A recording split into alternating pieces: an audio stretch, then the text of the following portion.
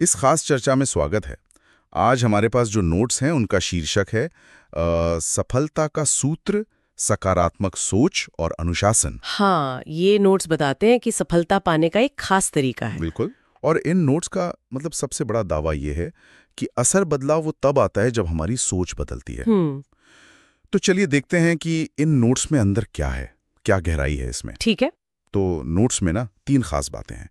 पहली है सकारात्मक सोच, मतलब पॉजिटिव थिंकिंग। हाँ, फिर आती है निरंतरता, कंसिस्टेंसी, लगातार लगे रहना। राइट। और तीसरी आत्म अनुशासन, सेल्फ डिसिप्लिन, खुद पर कंट्रोल। नोट्स कहते हैं यही है सफलता का असली फॉर्मूला। हाँ, और दिलचस्प बात यह है कि मतलब नोट्स में सोच को ही पूरी सफलता की जड़ बताया गया है। अच्छा। ऐसा लगता है कि इस नजरिए के हिसाब से कोई भी इंसान जो कामयाब होता है वो अपनी सोच की वजह से ही होता है। शायद नोट्स का मतलब ये है कि हमारी सोच ही हमारे कामों को दिशा देती है। तो ये सकारात्मक सोच आखिर है क्या नोट्स के हिसाब से? क्या इसका मतलब सिर्फ अच्छा महसूस करना है या कुछ और भी है इसमें? नहीं, सिर्फ वो नहीं।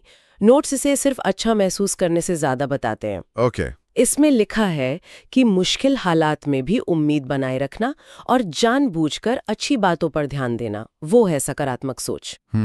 शायद नोट्स में नेगेटिव विचारों को बदल कर देखने या कामयाबी की कल्पना करने जैसी किसी तकनीक का जिक्र हो, पर मेन आइडिया यही है कि हमारी अंदरूनी मानसिक स्थिति हमारे बाहरी कामों को तय करती है। अच्छा, तो ये तो हुई सोच की बात।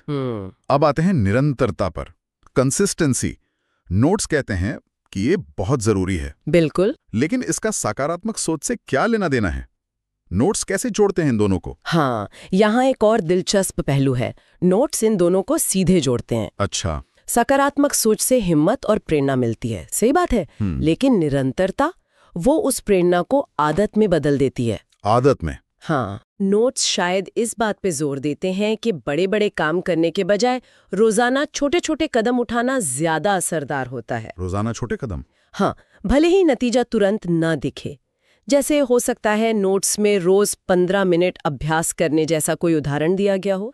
मतलब छोटे मगर लगातार किए गए काम जो भरोसे से भरे हों वो ज्यादा ताकतवर होते हैं बड़े कामों से भी। बिल्कुल। नोट्स का तर्क यही लगता है कि कभी कभार किए गए बड़े कामों से ज्यादा असरदार रोज का छोटा और पक्का प्रयास होता है। समझ गया।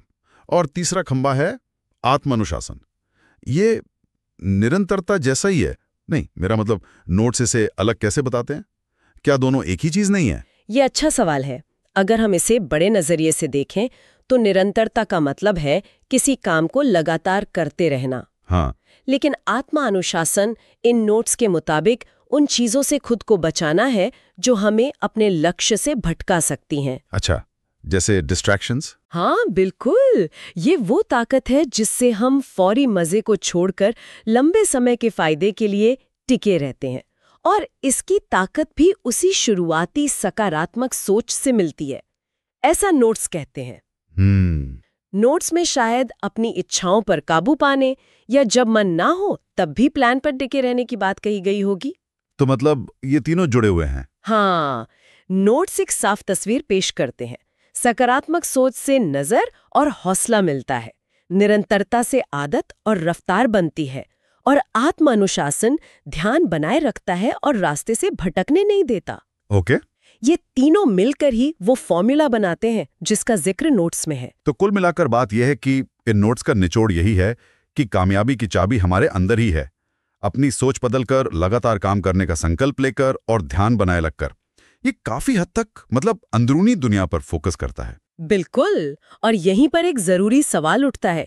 ये नोट्स अंदरूनी कारकों पर बहुत ज्यादा जोर देते हैं, है ना? हाँ, बिल्कुल। लेकिन बाहरी हालात जैसे मौके, साधन या समाज का ढांचा, उनकी तुलना में हमें इन अंदरूनी बातों को कितना महत्व देना चाहिए?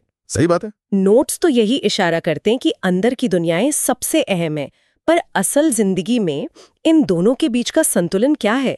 क्या सफलता पूरी तरह से इन्हीं अंदरूनी बातों पर निर्भर करती है या बाहरी परिस्थितियां भी उतनी ही मायने रखती हैं? ये सोचने वाली बात है। बिल्कुल। ये बहुत जरूरी सवाल है।